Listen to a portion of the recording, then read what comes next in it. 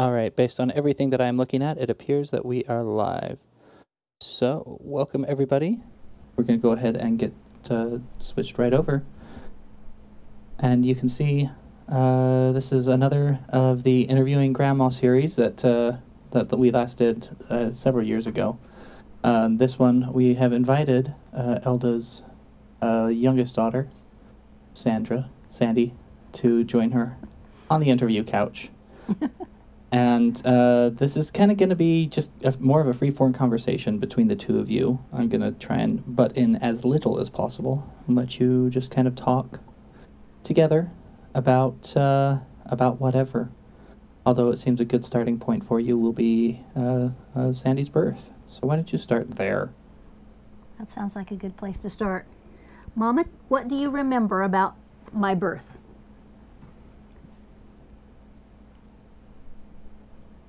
Nothing. You lived in West Jordan at the time, right? That sounds like it could well be where it was. Okay. According to my birth certificate, I was born in Salt Lake City, Utah, so I'm assuming that there wasn't a hospital in West Jordan and you had to go into Salt Lake. Right. In order for the birth. And I do remember that on my birth certificate, it just said baby girl Thatcher until I was in Puerto Rico on my mission and needed a copy of my birth certificate so I could get a driver's license there. Why was I baby girl Thatcher? Because we hadn't decided on a name for you yet. Nothing seemed good enough. And it took a while. It did. It took quite a while. Was it 2 weeks, you said? At least, possibly 3. And you just kept coming back to Sandy. I know you didn't want to use Sandy because my cousin, first cousin once removed, Sandy. No, stepson. No, Sandy Stoker? No, it was Sandy Hatch. Well, no, so we didn't know Sandy Hatch at the time. Oh. So that wouldn't have been Oh, it. that wouldn't have been right. Okay. Whatever you've heard. But is probably right. I've got a relatively close relative that's very close in age to me, who's also Sandy. Was that maybe why you didn't want to use the name Sandy? Because somebody else already had a Sandy? That's a possibility too. It was very common at the time, and I liked names that were not necessarily trendy. But you just couldn't find another one that fit any better? Nope, you were just Sandy. That's all there was to it. Nothing else would.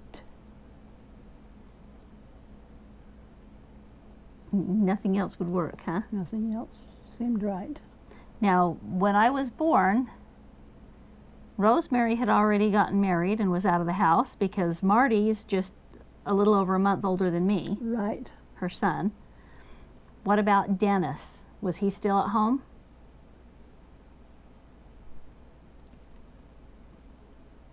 I don't remember. Okay. I really am just not sure of it. Okay. What about Eldon? Eldon, I'm quite sure, was still at home. And then that would mean that Tom and everybody younger than Tom was still home. Right. Okay. So you had a pretty full house. Yes. A lot of kids home at the same time. At that particular point, with the older ones being teenagers and that sort of stuff, we always had a full house. That would make sense. Yeah. Kids like to be at our place because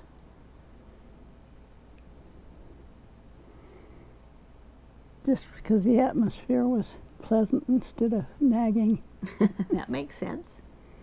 I remember talking with Rosemary at one point, and she told about taking both Marty and myself with her when she went shopping.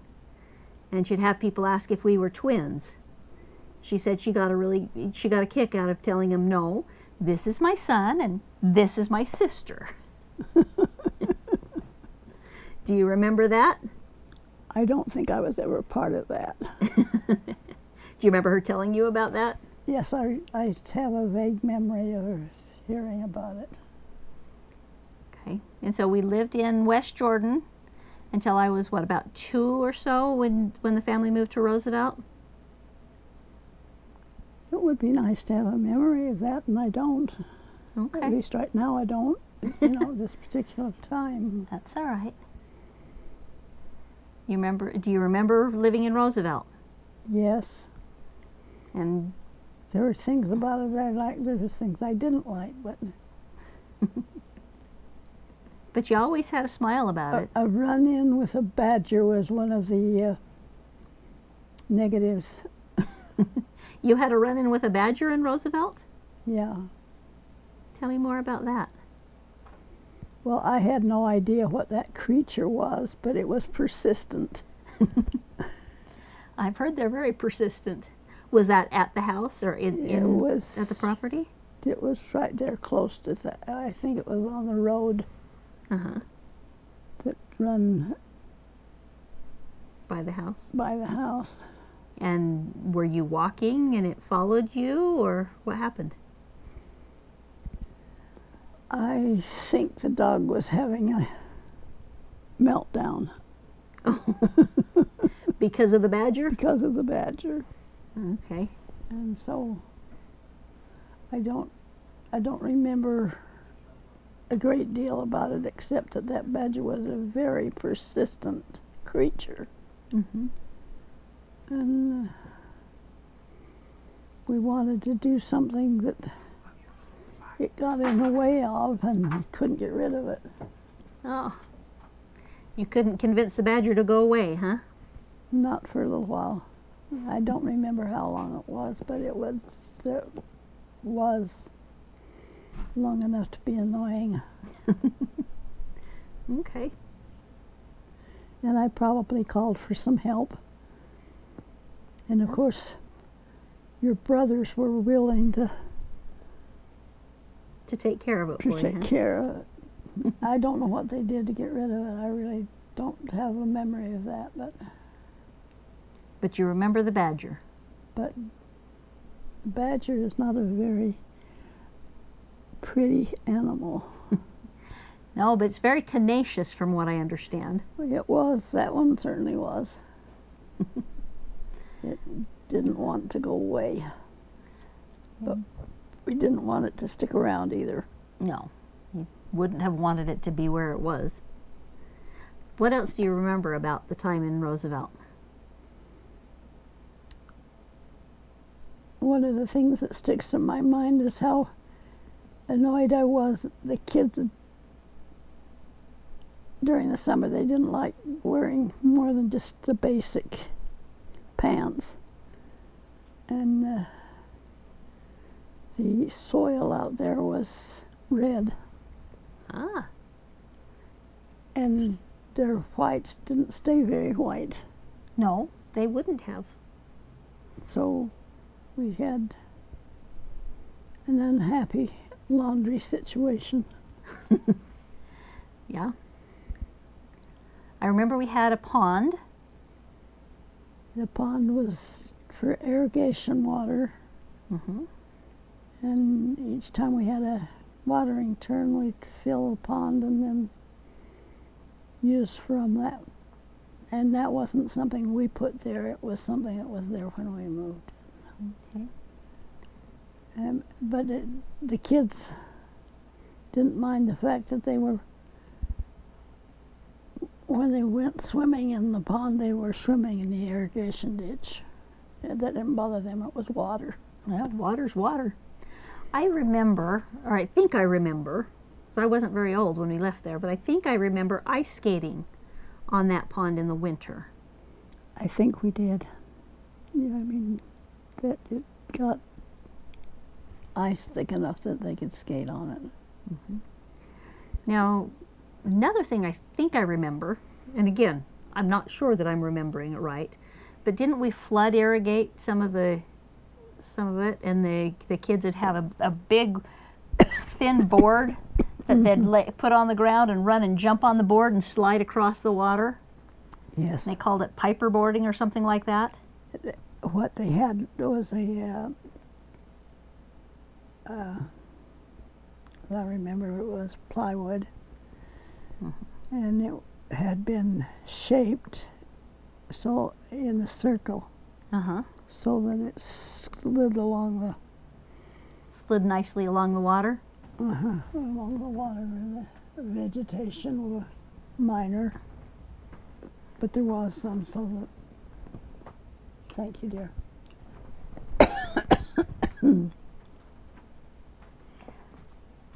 We had quite a few acres there. I think it was 40. And I believe we had horses. We had a horse that was my father's. Okay. We brought out there. And I think we had one or two others that we acquired out there in Roseville. And I remember hearing a story about a dog that ate some peaches that had gone bad and got drunk. That was the most pitiful. But it was a good lesson for the kids because they realized that if you get drunk, you're not in control. And the kids said their comment was, after seeing how that dog behaved, how pitiful it was, don't want anything to do with alcohol. Well, that's a good lesson for them to have learned. Yes, as far as I know, the kids were not tempted. Well, that's a good thing. And out in small town stuff like that's usually a serious problem. Right. Yeah. Now, Dad was the director of the area vocational center out there, wasn't he? Yes. And so he did that for about 3 years. Yes. And then we moved to Benyon, which is now Taylorsville, Utah, I think. Or maybe it's part of West Valley, I don't know. I don't know where the line is. I'm not sure either. But I remember we lived on Coral Way there. And we had a basketball court in the backyard and a great big tree with a rope swing from it. And I was always too scared to go to the top level of the rope swing, but I'd swing from the lower one. That was a lot of fun. Yeah. We were there for how many years were we on Coral Way? I think it was 3, but I'm not positive of that. So I think I was about 8 when we moved into the house that Dad built on Blake Drive. I think it was right after I got baptized that we moved, or shortly after. I don't believe that Dad actually built that house. I think he just rebuilt it. Now the one on Blake Drive, he built from the ground up, didn't he? I thought he designed that and he and the boys built it. My memory's kind of foggy. I remember he was so proud of the big room downstairs because he used the truss joists that would span a 25-foot distance. And so that room was 25 foot by 25 foot. And we had a ping pong table in there, and we got a pool table, and we had the couches, the bench seats that were under the windows. We had the piano there. We had some really fun family parties in there, I remember. It was a fun time.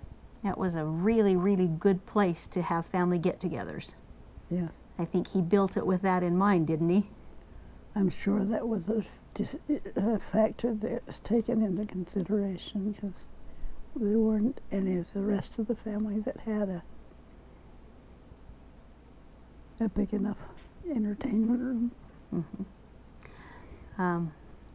I also remember the big patio or the balcony out back, and I remember the 4th of July and 24th of July would sit out on that patio or that balcony, and it overlooked the whole Salt Lake Valley, and we could watch the fireworks in all the different cities across the valley. Yeah, that was fun. That was really cool. I remember sleeping out on that balcony. Not a lot, but during the summers I'd sleep out. I remember sleeping out on the balcony, and that was fun. Yeah. Took me a little while to remember very much of that, but that it was. We had because we could watch from there the different cities. Fireworks. Yeah. I remember that, so when we went into that house, there was a landing, and you could either go up or go down. Mm-hmm. But up above that landing was a great big huge picture of a mountain scene. Do you remember that painting? Didn't Dad have it specially done at one of the fairs he went to or something? Yeah. So he used to go in the summers, he'd go to fairs and sold stuff. Yeah, but that it kind of broke my heart when that painting got broken. Yes, that was disappointing. Because it wasn't fixable. No. But I know they tried to save it for us, but... Yeah. What else do you remember? Is there anything special, any special memories you have of either Blake Drive or Coral Way, or...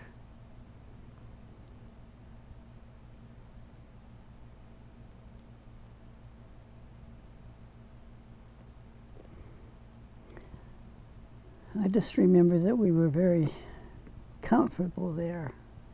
Mm-hmm. There wasn't any friction at all with the neighbors. We'd hear a little criticism occasionally about having too many kids, but it wasn't serious stuff. It was just petty. Yeah. You did have a big family for that time in that area. Yes, that's true. We broke all the rules. I'm glad you did. So am I. I'm really glad you decided not to stop before you got to 12. Well, I couldn't deny the impressions of that I was supposed to have 12. That was something that came to me clearly in an inspiration type thing. And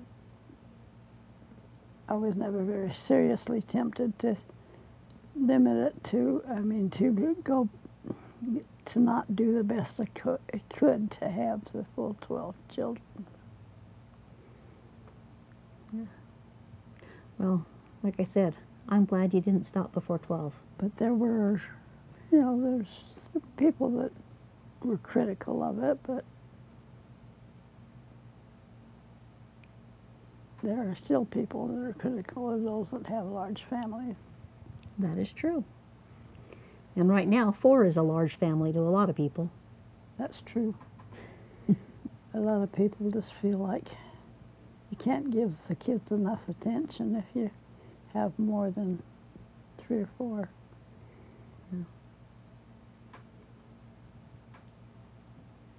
But I didn't feel that way because the siblings help to make a comfortable family life. That's true. That's true, and I sure appreciate my siblings. So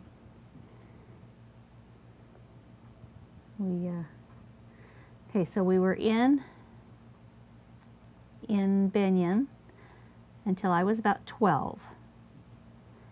And then Dad took a job in Huntington Beach, California. And he worked for Hughes Aircraft as an aeronautical engineer. What do you remember about going to California?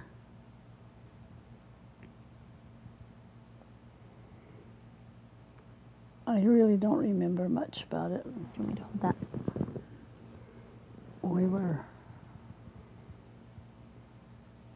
I think I was quite nervous about being able to find an appropriate housing for our family and neighborhood where you'd be accepted and not made fun of because you had so many children. But I don't remember that we ever had any problems because of the number of children we had. Yeah. I don't remember that we did. Of course, at that time, there was only, because Orland was on his mission at that time when we made that move. And Janet stayed in Utah. I think she was married before we moved. So it was just Ted and Clint and Jim and myself. So you only had 4 kids at the time, right? I don't remember that I ever had only 4 kids.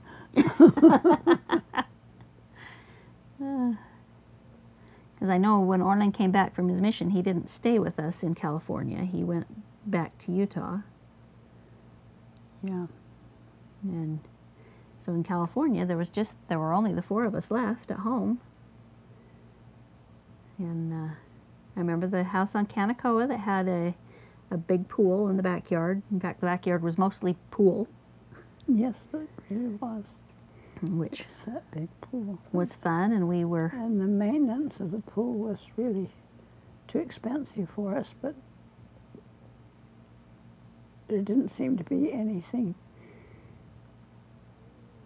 to do except do the best we could to take care of that pool. Yeah. Yep. And we had the pool. And while we were there, we had Tamoy Kondo, the Japanese gal that came and spent a year with us.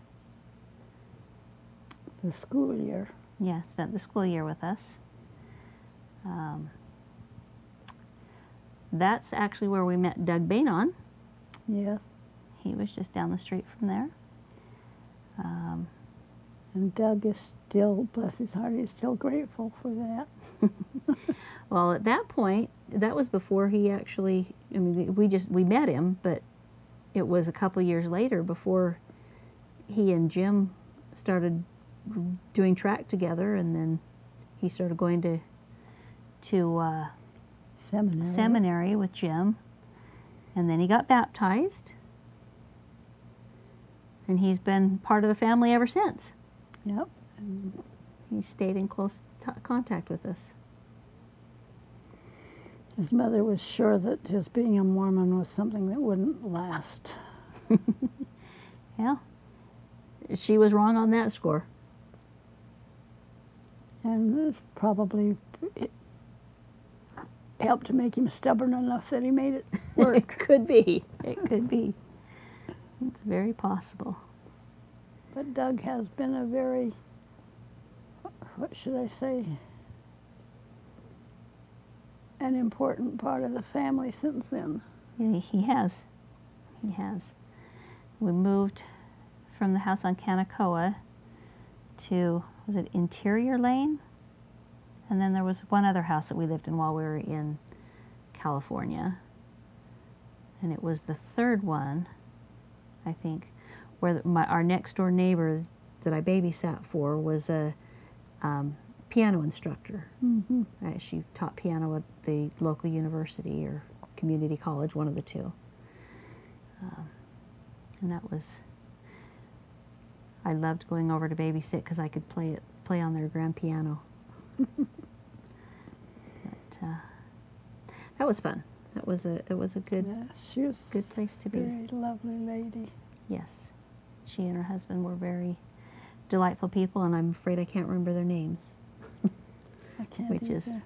makes me sad. It just wouldn't stay with me. I'm sure if I looked it up I could find it in one of my journals, but And there was also a family in the ward that I babysat for frequently. She was a nurse, and I can't remember what he did, but I would frequently go and spend the night because she worked nights, and if he was gone also on a trip or whatever, she'd have me spend the night so that the kids had somebody there. Yes. Yeah. And I believe their kids' names were Stephanie and Ryan. And I was a little bit miffed when Kent and Rebecca named their oldest Stephanie, because I was hoping to get to use that name. And then Orlin and Karen took Ryan, so I didn't get to name my kids after their kids like I wanted to. Well, and with as many children as grandchildren as we had, the naming became a bit of a challenge. Yep. And it's taken some creativity to come up with names for my kids. But that's okay. I don't regret having lots and lots of nieces and nephews.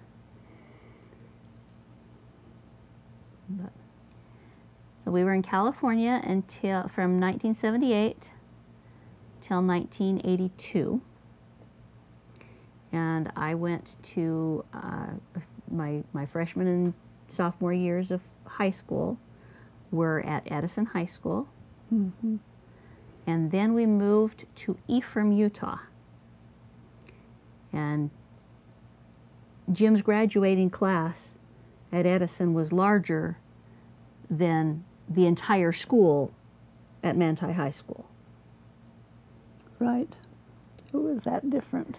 It went from a high school with 3,500 students to a high school with 350 students. Mm-hmm.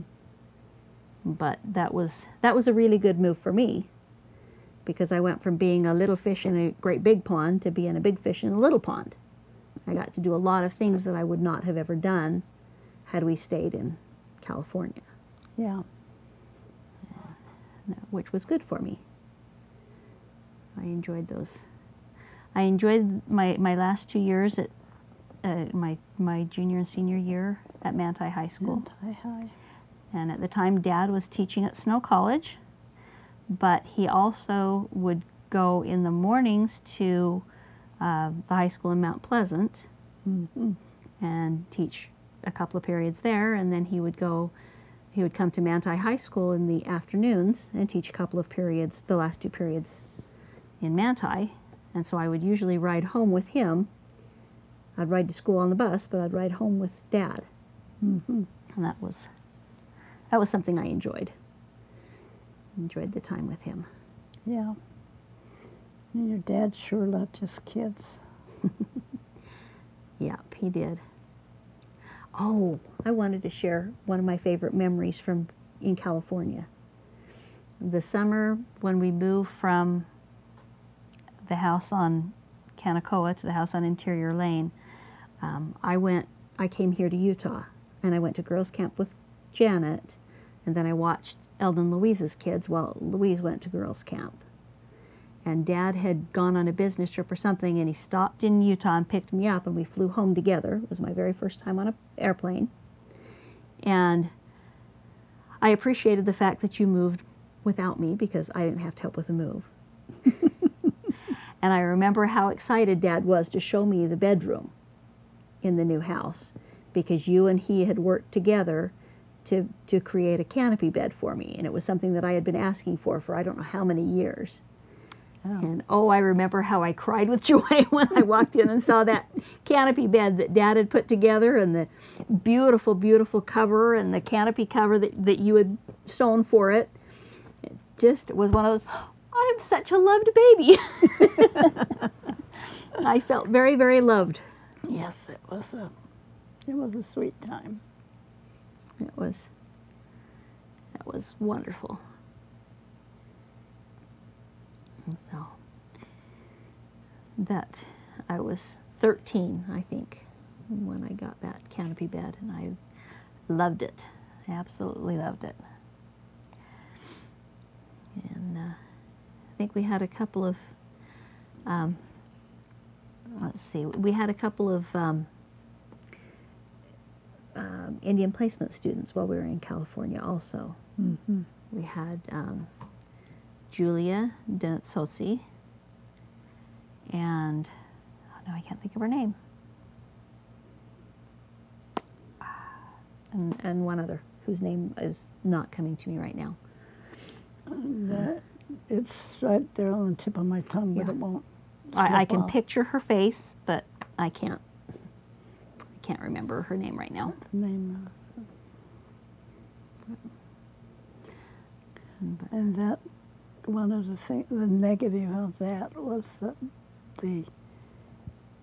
on the reservation, the Indian students,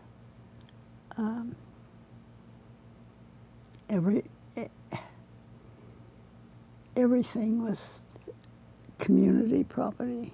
Yeah. And to teach them that out in the world there is no such thing as community property. Yeah, that was a hard one. It was a hard one. What other? You have some other memories of Dad that happened either in California or in Ephraim?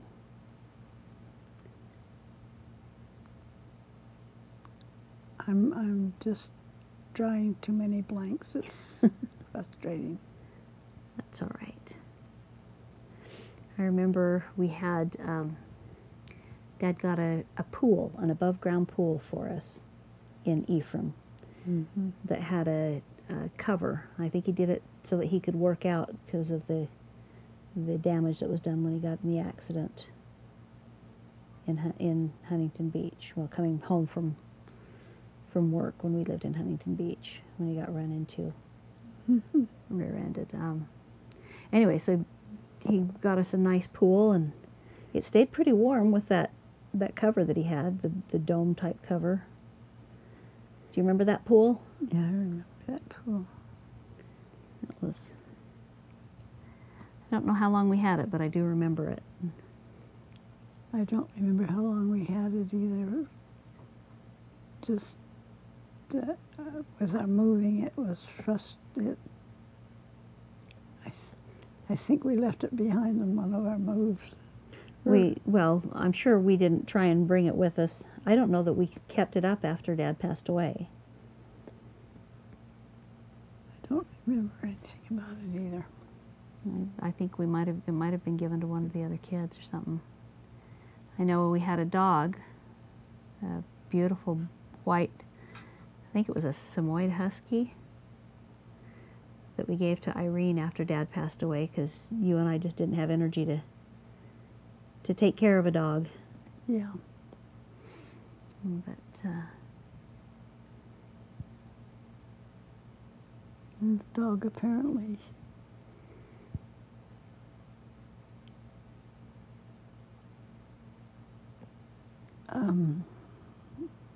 got with other dogs and disappeared. yeah, which is sad. And then when we were in Ephraim after Dad passed away, you had the little sandwich shop, the pizza shop and the sandwich shop. It was nice to have something to keep you busy Right. while the boys and I were at college.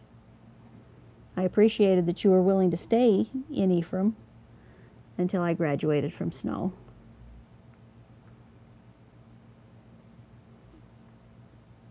And That wasn't hard to do. well, it meant a lot to me I'm glad it did. that I got to stay there until I graduated. And then we moved here to Provo, this house right here. Yeah. And at that time, let's see, we had your son Ted and Ted Brooksby and Jim, and Brad was here for a while, wasn't he? Brad Littlefield? I think so. And then you and I, so we had 6 of us here. Not always, not the entire time, but Yeah. Off and on-ish. Off and on-ish here. And that was before the room was split into two. That's now your storage and sewing area, and the area where that was all one big room there. And we had, if I remember right, Jim and Brad shared that bedroom, and Ted had that bedroom, and then you and I were back in the master bedroom. Yeah, that sounds reasonable. Although I don't know how much of the time both Teds were here. Maybe it was just one at a time. I don't remember. They weren't here a lot of the time together. Yeah. They kind of come and went. Yeah. Trying to remember. And so while I was going to BYU was when I decided I was going to go on a mission. And you and I had talked about both of us going on a mission, because then we could make the money stretch that far. But then some guy named Gene started calling you. Do you remember that? Yeah. And when you were ready to go on a mission, he said he'd take care of your mother. Yep. I remember. I don't remember whether it was right before or right after my mission farewell when I told you if something was going to happen between you and Jean, it needed to happen fast because I wanted to be at the wedding. Mm-hmm. And I believe it was that night that he called and proposed. And you told him what I'd said, and he said, okay. And you had, what, a 19-day engagement? Something like that. So that you could get married before I left for the MTC? Yeah. It was a nice short engagement, but he took good care of you. He did. He was very good to me. And There were times, and his stubbornness made me very angry, but so it wasn't 100% smooth sailing emotionally, but life isn't meant to be that way. Exactly. Anytime you share your life with somebody, there's got to be some give and take, and it's not always going to be perfect. No. But he was always kind to me. He did some stupid things in my mind, and to him it was totally justified. Yeah. So, He had some fun stories. yes, he did. Growing up in that part of Kansas was a challenge. Mm-hmm. Well, and his Navy stories were fun too. Yeah. And his work in Guam and some of the other stories he told were fun.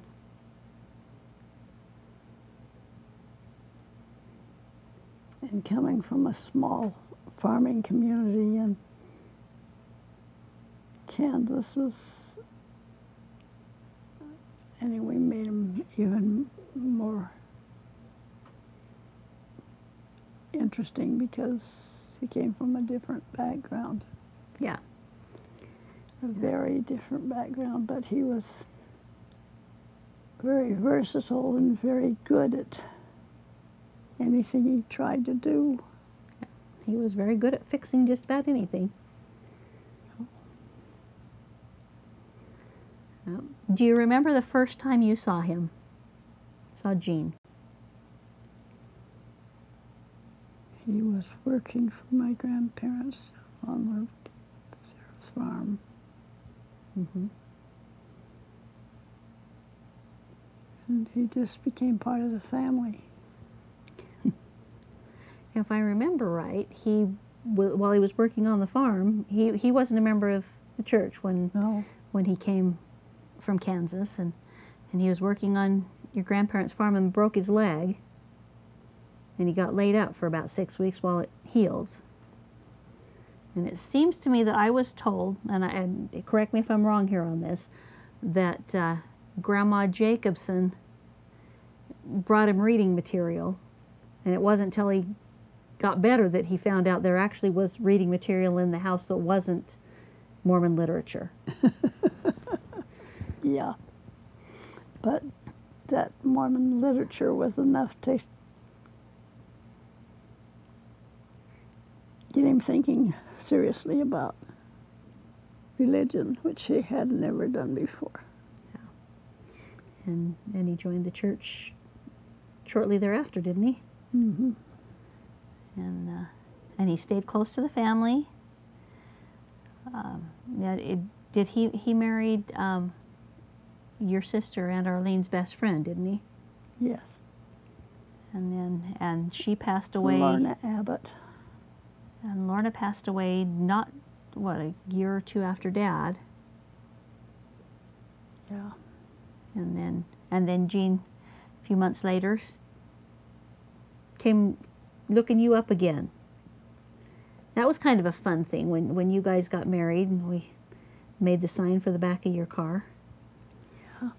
Now 19 kids have a mom and a dad. Because he had 7 and you had your 12. Yeah. And you went to Moapa, Nevada, which is where he was a caretaker of a church-owned recreational facility, right? Right. What do you remember most about Moapa? About Moapa was the warm water, Wasn't that delightful? 80 degrees, summer or winter. And the spring was huge. It was. It filled that pool up with the natural spring water, and the pool was a natural pool. It was a beautiful pool. Yeah. And that spring filled it up in just a matter of hours, didn't it? Yes, I think you drained it once a week, didn't you? I think so. You had to drain the pool once a week, and then it'd fill right back up.